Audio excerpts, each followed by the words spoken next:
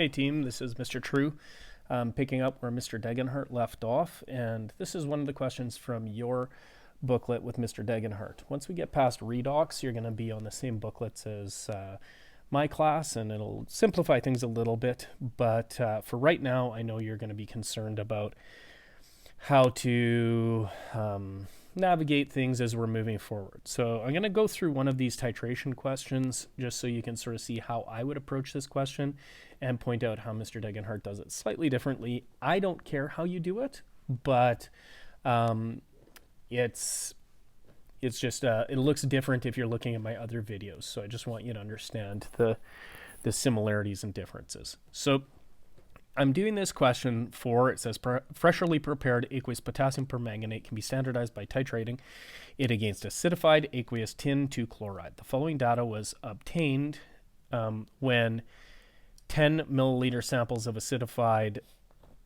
tin 2 solution were reacted with fresh potassium permanganate. So this is giving us the volumes of potassium permanganate added to 10 milliliter samples of acidified 0.0500 mole per liter tin 2 chloride. So for any of these questions, you need a balanced reaction to start off with. So I have gone to the effort of noting which of these entities are present in the solution. So I get from my potassium permanganate, I get potassium ions from my permanganate. Permanganate ions are from my potassium permanganate. That's a highly soluble ionic compound, so it separates out. It's acidified tin 2 solution, so it's the acid particles, and then tin 2 and chloride ions are also present, and so is water. Then I'm going to need to go back to my data booklet and go find those entities in the data booklet. I've highlighted them here, and you can see that my strongest oxidizing agent is up here, and my strongest reducing agent is here. Tin 2 is listed twice, but the tin 2 that is the reducing agent is my strongest reducing agent. And so I'm going to go back to my question, and my strongest oxidizing agent is acidified permanganate, and my strongest reducing agent is my tin 2. So I'm going to write the gain of electrons reduction oxidizing agent. So I always do that for all of my reactions. So I'm going to do my half reaction there. I get my permanganate ion plus 8 acid particles plus 5 electrons becomes manganese 2 positive, and then I get 4 waters. Now I'm reading that directly off the data booklet. I'm going to also have my losing electrons oxidizing. My reducing agent is going to be my tin 2. And so again, I'm reading off of my data booklet, but in this case, I'm reading the tin 2, which is in the reducing agents, is becoming tin 4. So it becomes tin 4 and 2 electrons. And so I'm going to balance it using my electrons. So I've got 5 electrons here and 2 electrons here. I need to have the same number of electrons being gained and lost. And so if I just take this and multiply it by by 2, and this times 5, I get 10 mole of electrons being gained and 10 mole of electrons being lost. So my balanced reaction is going to be 2 permanganate ions plus 16 acids plus 5 tin 2s become 2 manganese 2 plus 8 water and 5 tin 4s. So this is my balanced reaction, and I'm going to use this reaction and organize everything. So I've got 10 milliliter sample of tin 2, so my volume is 10.00 milliliters. Its concentration is 0.0500 mole per liter. My permanganate volume is going to be calculated using the data from here. And so if I'm getting these numbers, so this volume is 16.8. I took 18.3 and subtracted it from 35.1. I'm going to get 16.7, and this one is 16.9. And this one gives me 17.4, and I'm going to get rid of that trial. It doesn't really count. So my average volume is going to be the average of these 3 trials. So it's 16.8 milliliters. That's 16.9 plus 16.7 plus 16.8 divided by 3. The concentration is what we're trying to calculate. So ultimately, that's what I want to get to.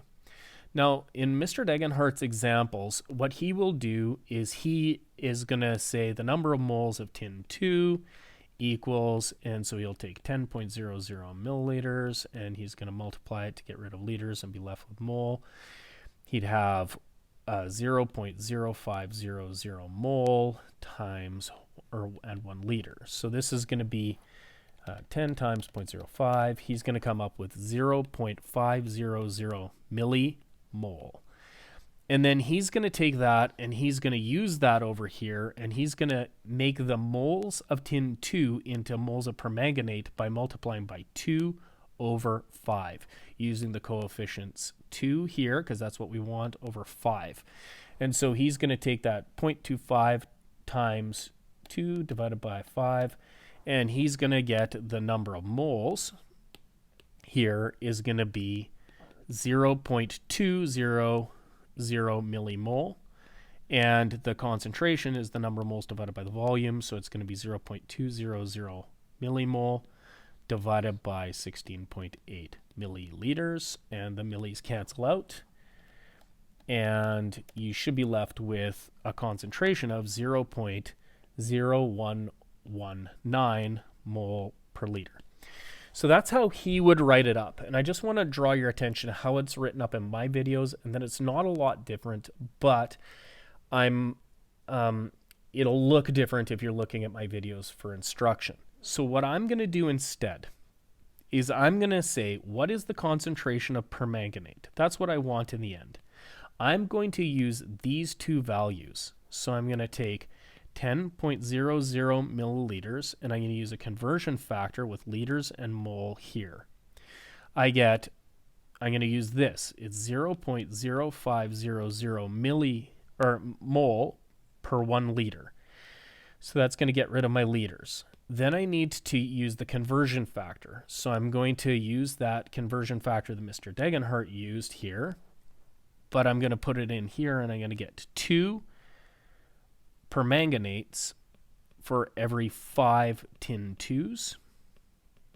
And now that gives me the number of moles of permanganate. And then I'm going to, divide, because in these titrations it's always a division, divide by the volume, and that's what he's doing here. He's getting the concentration by taking the number of moles divided by the volume. So I'm just going to divide by 16.8 milliliters, and this is going to give me the same answer of 0.0119 mole per liter. I'm okay with either way that you write it, but I want you to know that if you're looking at my videos, they probably won't look exactly the same because of that. So I've basically just done this step that's here is this, then this step that is here is done here, and then I do this step here just by dividing here, and I get this value is this number. So hopefully that helps you sort of bridge the gap between some of my videos and Mr. Degenhardt's videos. I like to have it kind of, all of these titrations are really kind of a one series of steps, where the first thing is you get the number of moles of given, then you convert to the required by taking the required coefficient divided by the given, and then I'm going to divide by the volume of the required, and that's going to give me the concentration of the required, the thing we didn't know. So hopefully that helps out a little bit, seeing the difference, and this is how you would get to the answer for this using either Mr. Degenhardt's technique or mine.